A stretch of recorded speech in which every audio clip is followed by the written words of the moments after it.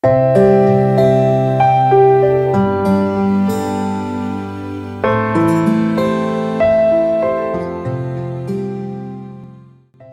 mereka di Vietnam biasanya terkait dengan migrasi historis yang terjadi selama era kolonial, terutama pada masa penjajahan Prancis di Indochina, Vietnam, Laos, dan Kamboja.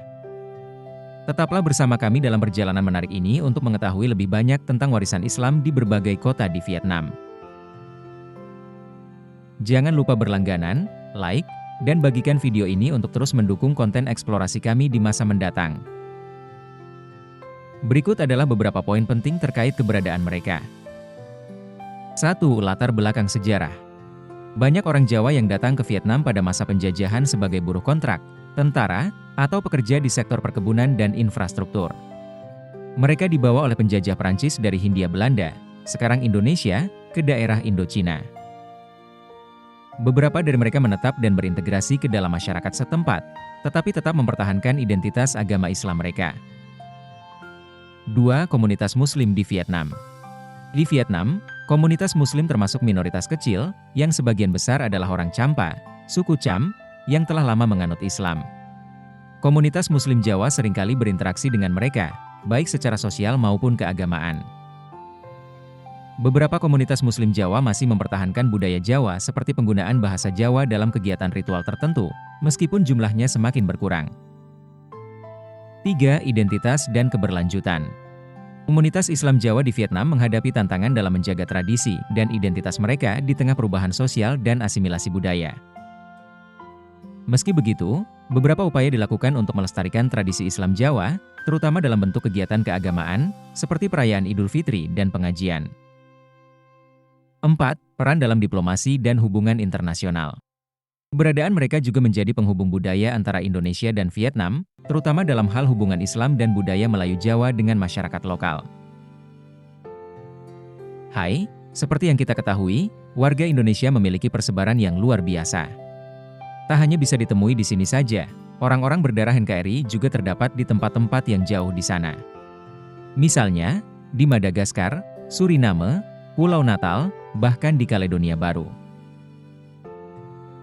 Kenapa bisa ada orang-orang Indonesia di sana?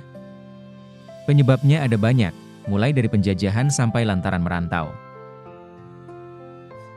Masih soal penduduk Indonesia yang tersebar di mana-mana, di Vietnam ternyata juga ada saudara-saudara kita. Mereka ini adalah suku Jawa atau lebih detailnya Bawean, yang menetap di sana sampai hari ini. Tidak diketahui dengan pasti bagaimana orang-orang Bawean ini bisa sampai ke negara tetangga. Namun, yang pasti, mereka berada di sana sejak lama, bahkan sebelum Vietnam merdeka. Uniknya, orang-orang Bawean di sini masih mengenal budaya asli mereka, walaupun jumlahnya tidak banyak.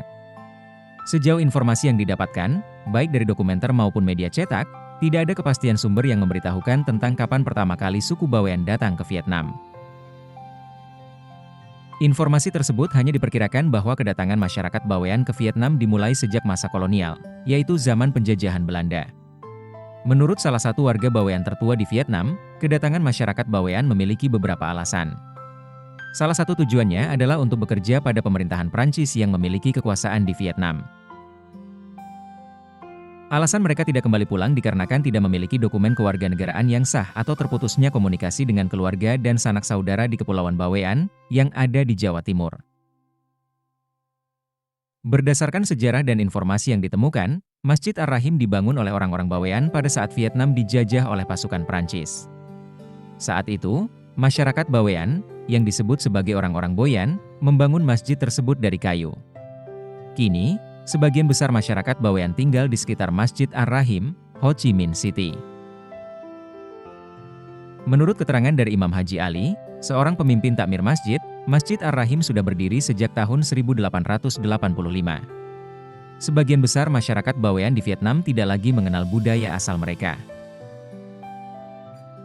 Dari informasi yang ditemukan, sebanyak 400 orang dari keseluruhan masyarakat Bawean tidak dapat menguasai bahasa Indonesia. Dalam kesehariannya, mereka hanya menggunakan bahasa Vietnam. Hanya warga Bawean yang berusia lanjut saja yang masih lancar menggunakan bahasa Melayu dalam berkomunikasi. Dari data hasil penelusuran dan wawancara, mereka bisa berbahasa Indonesia saat berada di sekolah saja, karena mata pelajaran bahasa Indonesia memang tercantum pada kurikulum pendidikan di Vietnam.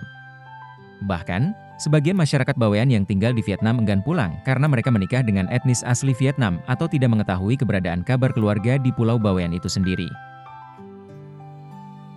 Dari penjelasan salah satu warga Bawean di Vietnam, status kewarganegaraan mereka secara administrasi tertulis sebagai warga Vietnam. Nah, sampai di sini perjumpaan kita hari ini. Semoga video ini dapat memberi inspirasi dan manfaat bagi kita semua. Jangan lupa untuk memberikan like, share, dan subscribe agar tidak ketinggalan video baru yang penuh hikmah dari Hikmah Islam.